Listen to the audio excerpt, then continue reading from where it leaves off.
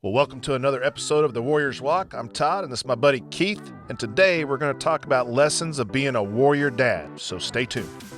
The commanding officer at SEAL Team 2 is like, boys, we're out to partner with SeaWorld and rescue the dolphin, and rascal the dolphin. I was like, are you kidding me? The reality of death when you're in the SEALs, did that help you to become a better dad? Like, did that focus your attention on, like, okay, when I'm home, like, and I'm really going to invest in them in this way because I don't know if I'm going to get these opportunities. And the books will tell you that, like, whatever's important to dad will be important to that child.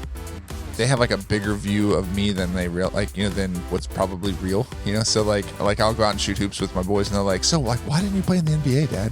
Like, well, I wasn't quite, actually I chose to marry your mom instead, Prepare them while they're so fathers of daughters just know how to sharpen an axe and how to teach their future boyfriend just how to sharpen an axe or clean a gun, just to make sure that they're aware of your weapon knowledge. And see, a worn shovel, knowing you know how to dig holes. So Keith, you and I are dads, and we are still surviving fatherhood. Yeah. You are still knee-deep in it, and I have kids on the other side. Yeah. But, I hear you got some good questions for me today, and I think the listeners will be primed to receive what we have to share with them. One of the things that I've realized, like, even being, a pastor is like there's oftentimes, like, you see people professionally, like maybe there's guys that are watching this that are dads that, like, they look up to people or mentors, like, in their career. But there's not like a lot of training like for being a dad, like unless they had like an amazing one, which statistics will show isn't always the case. And so we wanted to address an episode on becoming a warrior dad. What are some roles that we have as fathers in protecting our family and leading them well? And I thought it'd be fun just to talk about that from your perspective as leading some other guys. But I'm curious to know this question here. What percentage of your SEAL team were fathers? Like, was that a pretty common thing, or were they usually pretty young? They hadn't started or expanded their families yet? It's a good question. I would say the majority of my platoons, most of the guys were single, and then eventually, married. But I can think of several platoons I did where I was the only guy who had kids. Yeah, and so they just didn't understand the pain of, like, telling little ones goodbye when you went away for 6 months or longer. Yep. Now, did being a dad and a leader in the Navy SEALs, did that change your perspective, especially like towards the end of your career, where some of these guys that you might have had were maybe a little older than your son? I mean, I don't know if it changed my perspective. I think early on, and going back to my own childhood of, growing up without a dad, I think I've always wondered, like, hey, I think there's another way you can do fatherhood. And I believe, like, this is a whole nother topic, but like fatherhood, I think, is one of the biggest issues in our country today. Like, if men would step up and be the dads that God's called them to be, so many problems would go away. I mean, you look at prisons, and you look at the church, you look wherever, and it's like, I mean, one of the greatest wounds out there is the lack of a dad. Yeah, which I think we might have shared this before, but there was I think it was you that was telling me about this, about the newspaper ad that was put in for Shackleton? No, it was for a dad. So it was like saying, hey, Pablo, like, it's your dad. If you want to make amends with me, meet me at the town square tomorrow. And the newspaper ad was put on, and there was like 1,500 Pablos that showed up. and so with that, like, we definitely have issues with fatherhood, and I think even just personally for me, like, just wanting to walk with the Lord, wanted to be, the best dad that I can, and regardless of your motivation. So maybe you had an excellent dad and you want to live up to, his standard and his, example that you had in his, or that he was to you. Or maybe you didn't have as great of a dad and you want to be a better dad than you had, or no dad at all.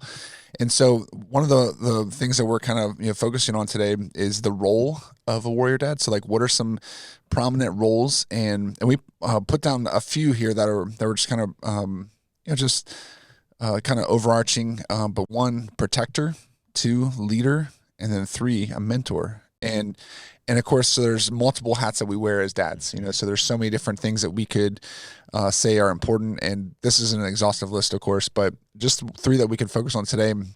But that first one is protector. So safeguarding your family physically, emotionally, and spiritually. We talked in a previous episode about preparing and prepping, and if Christians should prep, and of course there's a scale there. But when it comes to even just protecting your house, what are some safeguards that you put in place, even when you were away, maybe on deployment, to protect your family? Yeah, so I think, goodness, there's a pretty big list of things to do. I mean, little things that I was a big fan of is even like fire drills. Like we do fire drills, thinking of realistic threats. Like, in the middle of the night, the fire alarm goes off. And so like I would show my son, and the girls, like, when the time changes, when we would change the batteries in the smoke alarms. But like, so you'd have steps like that. And then we would even have, like our own protocol for safe words, like if someone needed to pick the kids up. They knew, like, if you were going to pick my son up at a game or after a game or something like that, like, unless you had the pro word, it was no go. Like, you're not getting the vehicle with this guy, even if you know him from church. Like, if you don't have the pro word, no go. Yep. But we did things like that. Certainly, I'm a big fan of vehicles and homes, the doors being locked, keeping all those things in place. We were just talking about that right before this, about just the simple act of locking a door, car door, or house door. Simple act. We also, when we did rent or live in places that had second-story windows, making sure we had the ability to get out of a second-story window. My wife and I would have a plan on, like, if I went down first or if she went down first, and we would lower kids when they were little, and then when they got older, just to, again, top rope them almost, on a little ladder.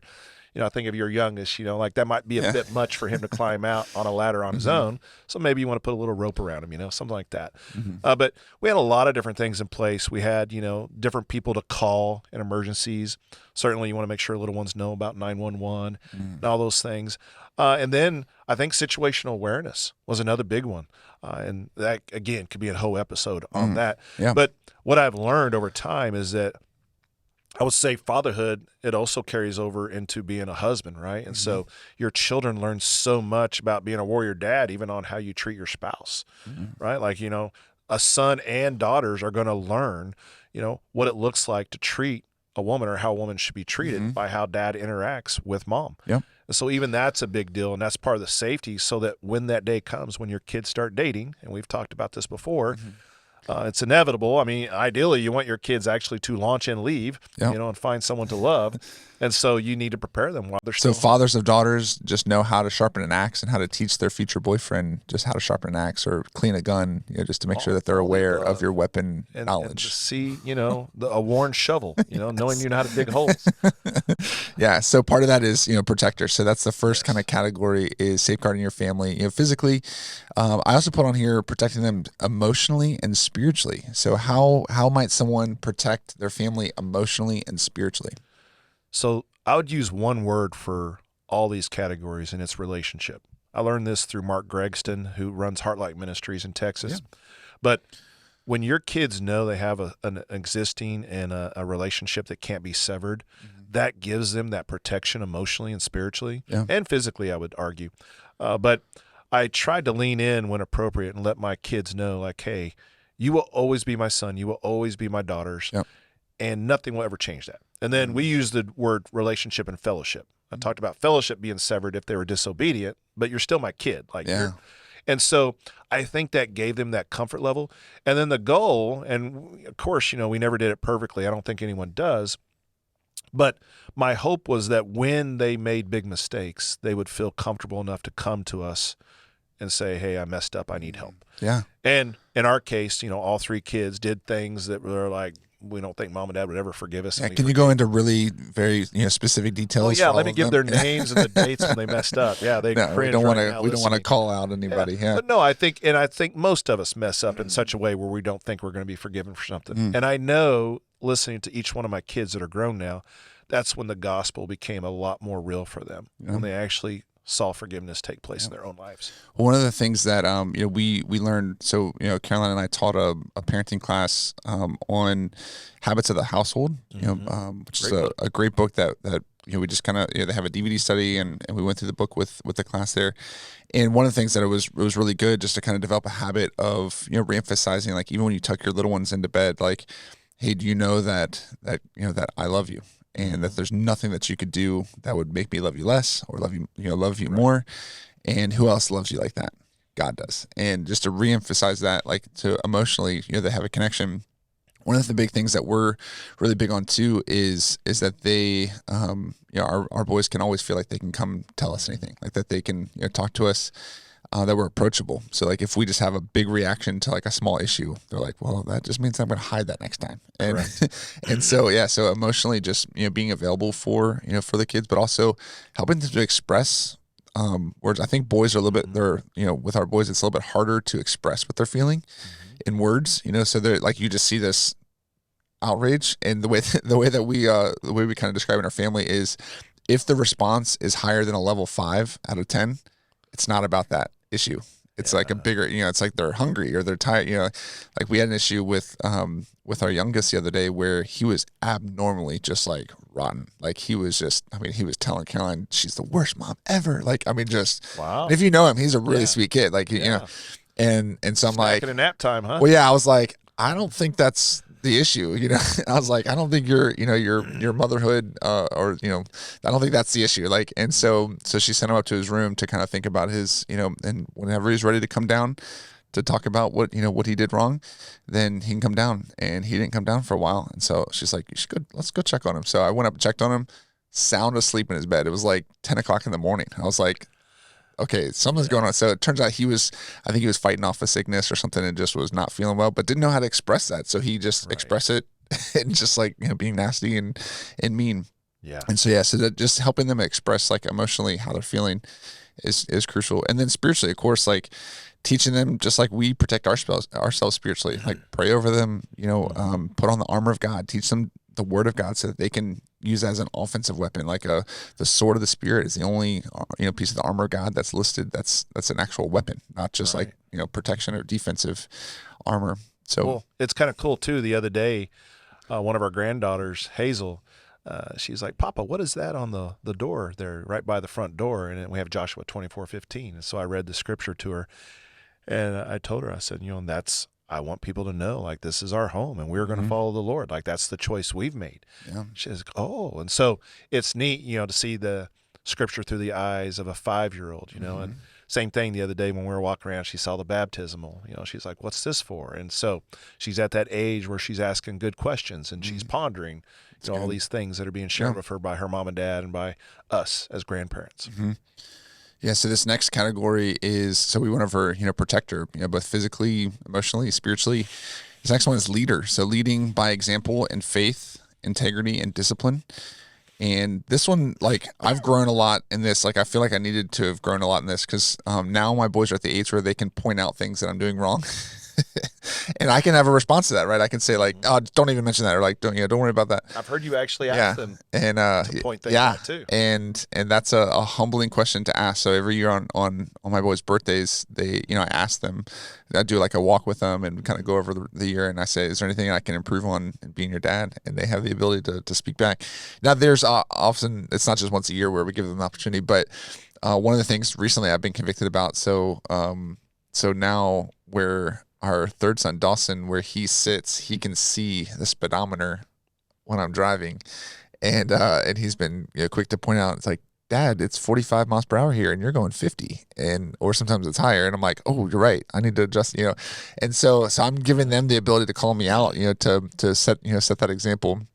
But of course, leading example is not always just obeying the speed limit or, just asking them how you can improve, but an example in faith, so when I do like an annual planning retreat in December usually, and I was challenged by a book that I read this year to, during this planning retreat, write my own eulogy, and talking about a humbling experience. Like, I'm just like bawling my eyes out just thinking about like how people remember me.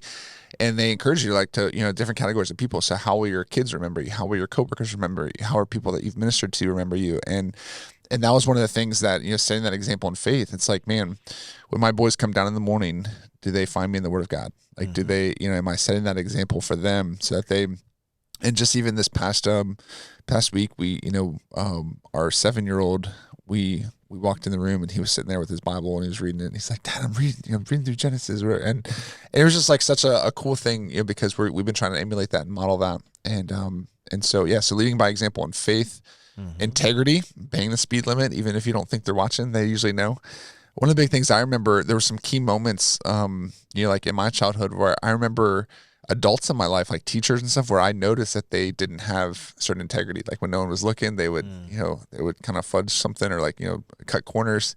And it was weird how much I remember that, like when I was a little kid, like, and so now that my boys are at the age, I'm like, okay, like I need to be really, intentional about my integrity. And yeah, any thoughts on that? So leading by example in faith, integrity, and discipline. What are some thoughts you have? I think same thing. I've, having 7 grandkids running around the house during Thanksgiving, Christmas time, and different ones come downstairs at different times, and to be in the den reading the Bible, and then they crawl up on your lap and saying, "What you doing, Papa?" And just showing them what you're reading and studying. I think you can see that's etched in there, and then you see them, rotating the kids around, praying at the table, and then hearing children pray. It's really cool, especially just some of the sweet things that they pray for, and you're like, wow, like just the understanding of a child. Yep. And so it's really encouraged my heart, and I do think it's not just my wife and I, but it's their parents, and just again holistically seeing how so many different examples around them pointing them to the Lord.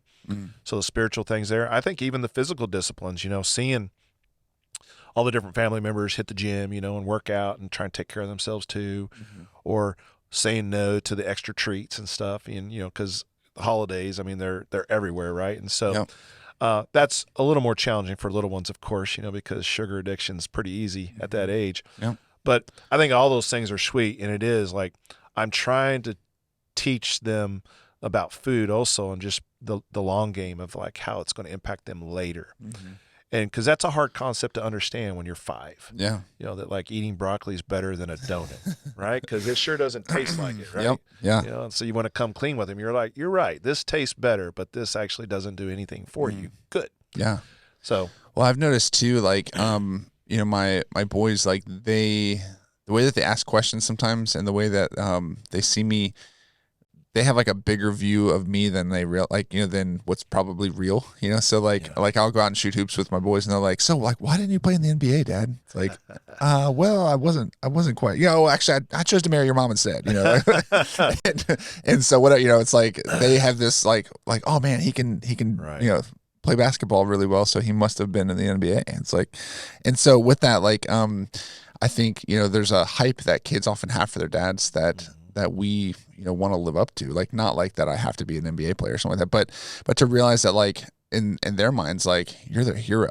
And so there's a good and the bad, from that too, where it's like, for sure, you can really abuse that by letting them down in really big ways, by not having integrity yourself. But at the same time, you can still, like, while you still have influence, while your kids still think you're cool, you can actually have a tremendous influence in their lives. And we've been fortunate enough to where I even ask my oldest now, like, do you still think I'm cool? Like, he's like, yeah, like, cause for an old guy. Yeah. For an old guy. And so now I'm, my oldest youth pastor, so I'm like, are you ever embarrassed? Like when I'm, he's like, well, don't like share certain stories about me, in front of everybody. But he's like, no, it's like, I think it's actually cool that you're the youth pastor at my youth group. So with that, like, what are some ways that someone might feel like they're not living up to, maybe the expectation that they have for what it means to be a good dad or a warrior dad, like to set that example in faith? Or maybe they're really great at, providing for the family, even physically protecting for the family, but they're lacking on the spiritual aspect of,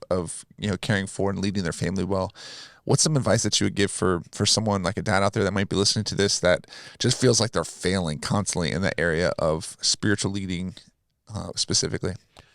Yeah, I think a couple things come to mind. One, own the problem, right? Don't shift blame. Like, a lot of us didn't have the perfect role model as a father, and so that's all past tense in my opinion. So it's like, realize, okay, yeah, maybe you didn't have that, but it's time to own it, right? Yeah. So if you're a dad, like, it's time to step up, and then don't be afraid to seek help, right? I mean, there's so many great resources out there, but prayerfully, you're in a good Bible-believing church, and so, to seek out your pastor and other godly men that you look up to, and just see what best practices. The same thing, like if you're a fighter pilot and I want to be a fighter pilot, why do I need to be inventive here? I'll ask you what you did to become one.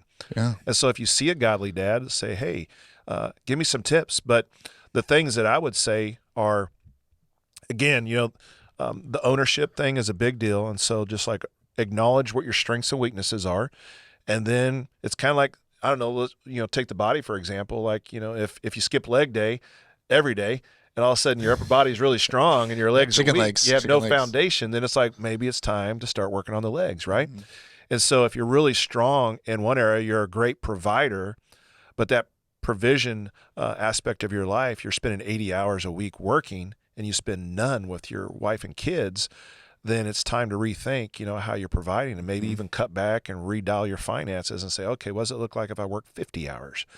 And then, we may have to make some lifestyle changes, but those children you only have for a season. And so it's so important to invest in them as well. So I think it really is. It's I use the matrix time, treasure, talents. It is like, how are you investing your time in your family? And again, it's hard for me to separate parenting from being a husband as well. And so I think, how are you investing in your spouse?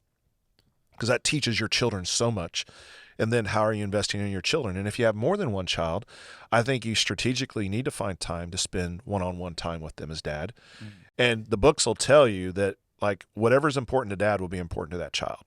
And so if working hard is important, then you're developing a workaholic child who's going to realize that's the most important thing. It's not relationships, it's work. And so whatever it is that you elevate as important, that kid is going to figure it out too and say, this is more important than that. And so I think it's having the awareness. It goes back to situational awareness, right, as a father, and saying, all right. But let's say, again, you and I get to meet people all the time like, well, I just don't have time to read the Bible. I was like, well, then you're too busy, partner. Like, you really need to find time to read your Bible. And I would argue to even write down some notes from what you've been reading, and make a prayer journal and let your kids know this. Like, let them see and say, have them ask you questions like, Dad, what are you learning in Genesis? Seems like a big book, those 50 chapters, like, what's going on? And you don't have to be a theologian. Like, you can just say, hey, I think it's kind of cool. I didn't realize Abraham lived to be this age, and then he buried his wife at this age. Or you can just share what you're learning. You don't have to have like all these great insights. I think kids want to know what their dad is thinking. And so I guess back to the original question, it's own the problem, figure out where your weaknesses are, and then figure out ways to strengthen them up.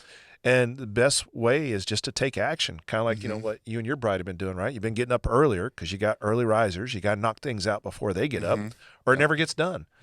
And I've revisited that pain just having the little ones at the house. It's like, I got to get up really early to knock out the stuff because once they come down, it's on. Like, they're hungry, they're cranky, and you got to start taking care of all these little bodies, right?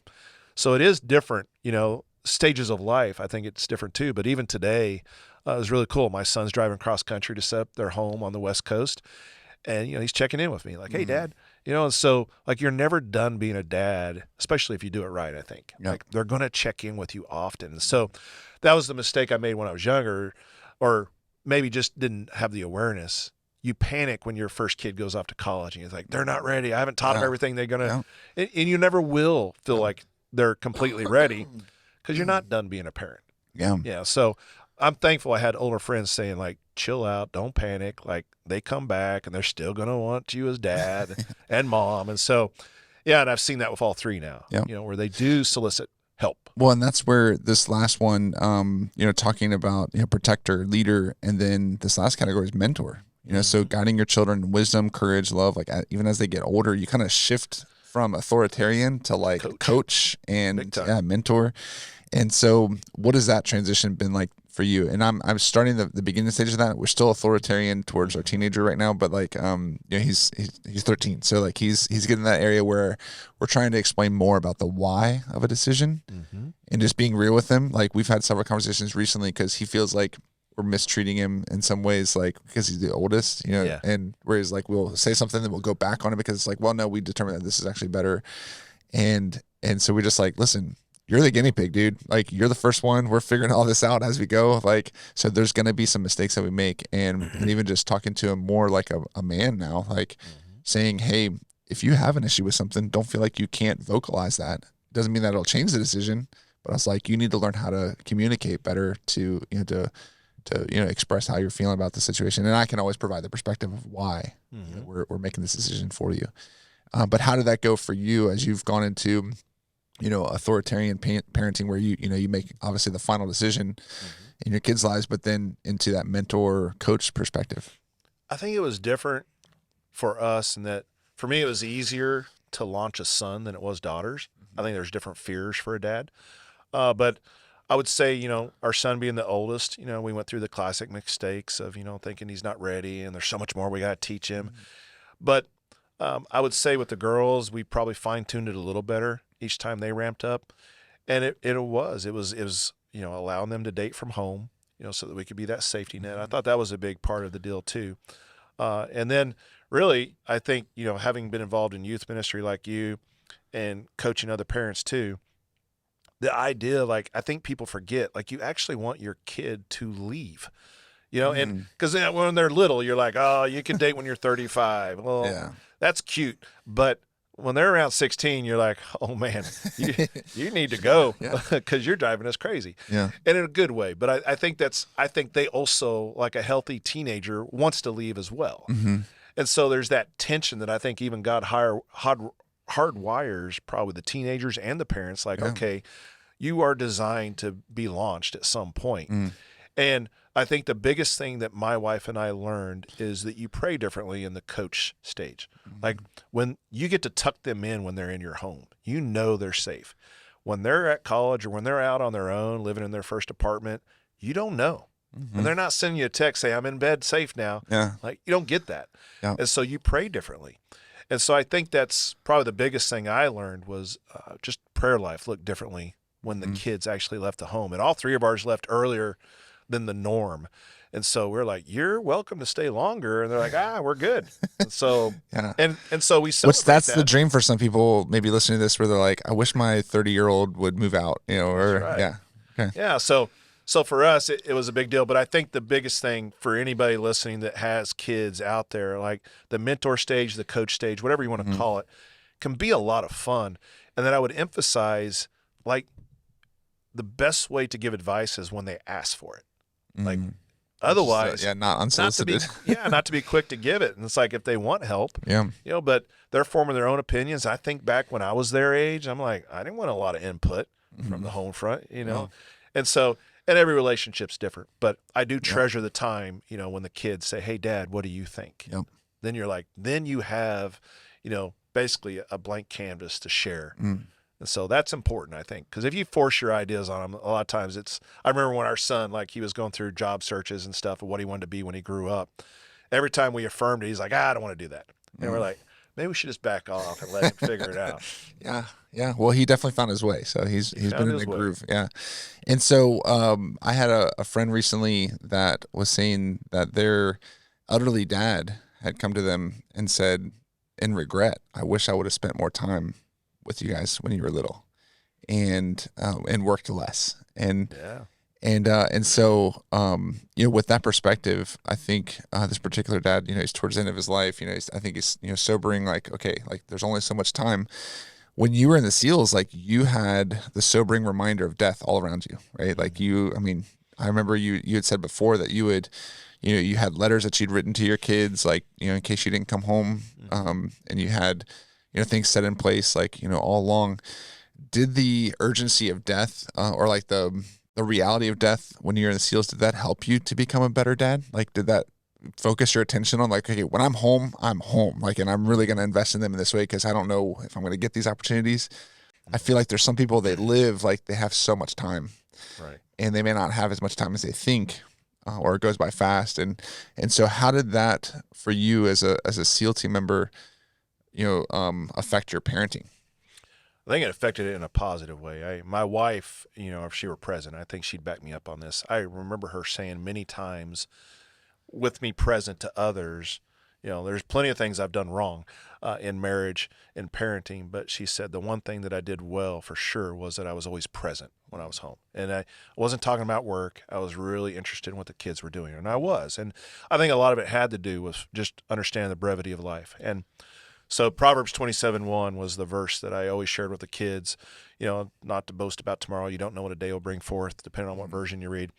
And I just reminded the kids, like, hey, today's the day we have, each one of us, not just me, I'm going to go skydiving, going to do whatever.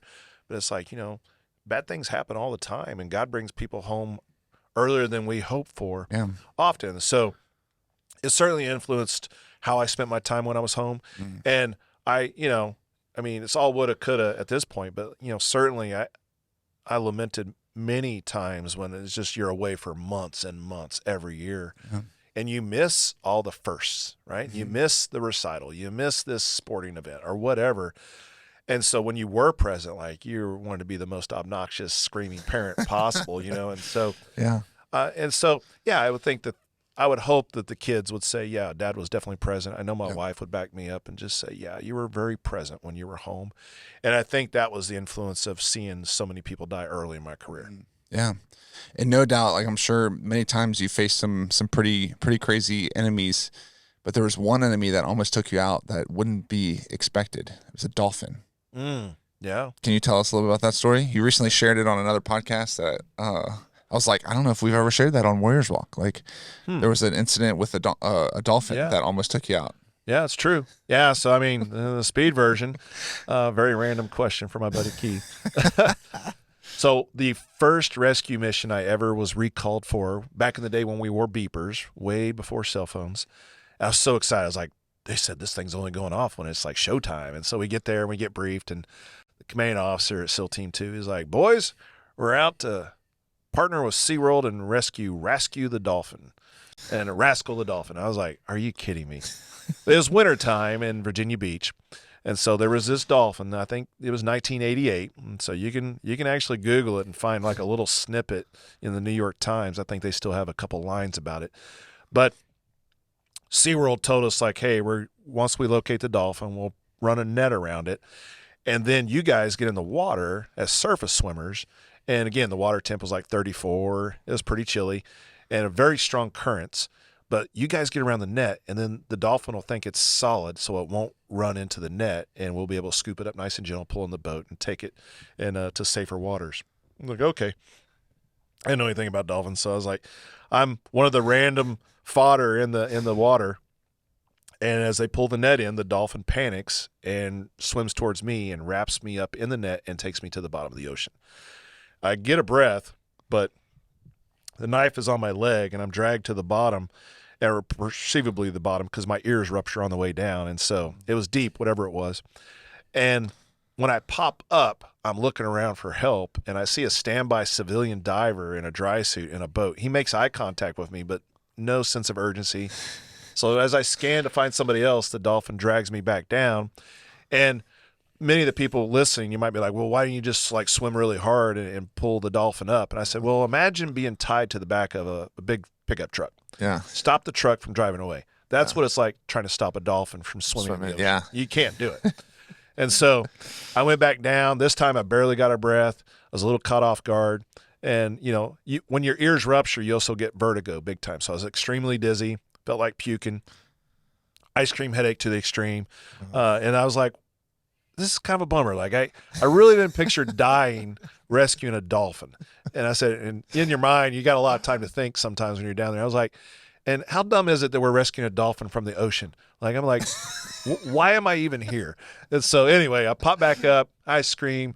And as soon as I get the scream out, boom, back. And then I'm like, yeah, this is it. Like I didn't get a breath at all.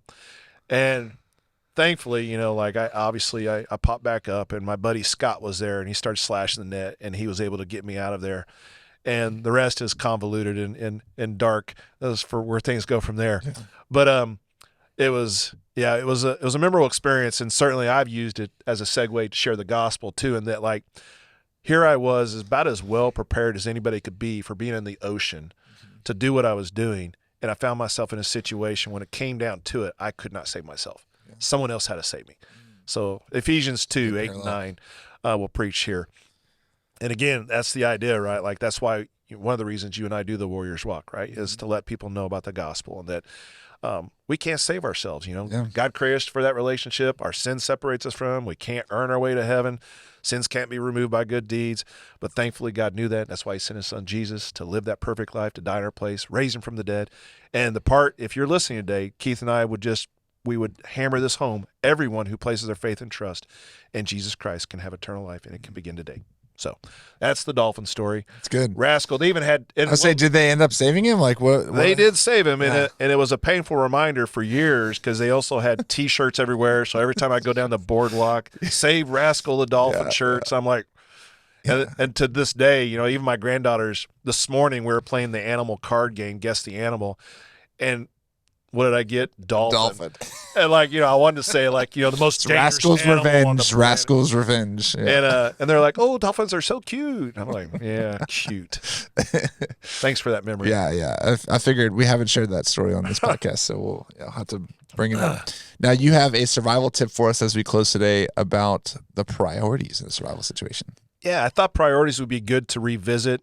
Here we are talking about priorities in fatherhood. Mm-hmm. And so a lot of times, there's all these different categories that we want to know when we study and we practice survival. And certainly the big ones are shelter and fire. Mm-hmm. And then I would argue in Alaska, you kind of need both, because you could have a great shelter and it may still not see you through a really cold night in Alaska. Yeah. So you need fire as well. And likewise, you could have a great fire, but if you don't have a good shelter, you may not make it as well. So you need kind of both. But then obviously you want to relook your priorities if you're in a desert situation, right? Mm-hmm. And again, shelter is really important. But there's times where, okay, now water's elevated its importance big time, right? And so as you go through all those needs, or maybe you crashed in an airplane, or your boat washed up on the shore and you have injuries.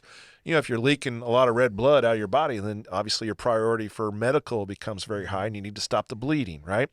And so it's really good to revisit all the different priorities in survival and then understand the situation. So they even talk about, when you do the survival acrostic, the first S stands for size up the situation. Like, what is the situation and what should my priorities be? Because they're going to be different depending on it. And so that's my encouragement for everyone listening is, again, practice all the different categories. There's great books out there on how to do this, but ultimately it's you got to play the cards you're dealt. And sometimes you're in a situation where normally you'd want to have this priority, but in this situation you need the other priority. Mm-hmm. And so exhaustive, we could go back and forth on all the whys behind it, but it just don't get so much tunnel vision that you think the first thing I must do is this, because it's not true. You may need to do something else to stay alive first. Just like when they teach the rule of threes, which is a very loose guideline, a big plastic bag makes a great shelter, but if you put it over your head and you don't have the ability to breathe, then you violated, the first rule of three of breathing, so now you just killed yourself, right? Yeah. And so you really want to be smart about your priorities. Yeah. Very good. Well, that concludes another episode of The Warrior's Walk. If you are watching this on YouTube and haven't subscribed yet, we encourage you to do that. Most of the people that see our content have not yet subscribed yet. So if you're one of those, go ahead and subscribe so you won't miss a future episode. So we'll see you next time on The Warrior's Walk.